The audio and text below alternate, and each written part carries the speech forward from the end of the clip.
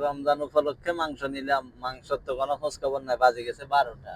এই মাংসগুলো আনবো কতক্ষণে, কাটাকুটা করবো কতক্ষণে, পুরা গরু একটা রেডি করতে কতক্ষণ, মানে তুমি আর রাতে 10টা দিন অপেক্ষা করি।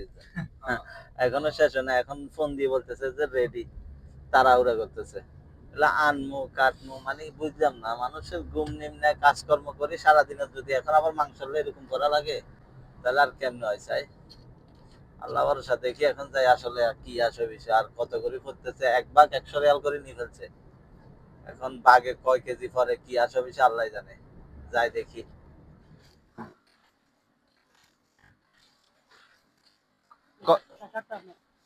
সাতটা সাতটা সাতটা বলতে এখানে ইব্রাহিমের 3টা,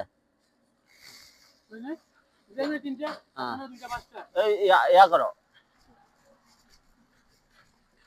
আল্লাহ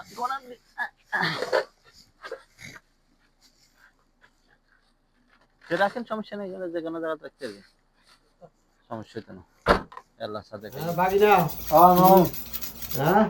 সৌদি আরব একদিন করেন নি? হ্যাঁ, এই যে মা ওই মা কত বড় দামাল হইছে। হ্যাঁ, ধরো ইয়া করো, নিয়ন্ত্রিত ছোট গান্ধী কাটো, হুঁসি দো, হুঁসি কাট গোসা দিয়ে তো কালো যাবে বুঝতো না, ওয়েগা দাদি দাঁড় করছো না, কালো যাবে কই তেমন কালো লাগবে। কি বুঝলা? দেওয়া আছে ঠকালাইছে ঠকাইছে মানে 2 কেজি মাংস 100 টাকা।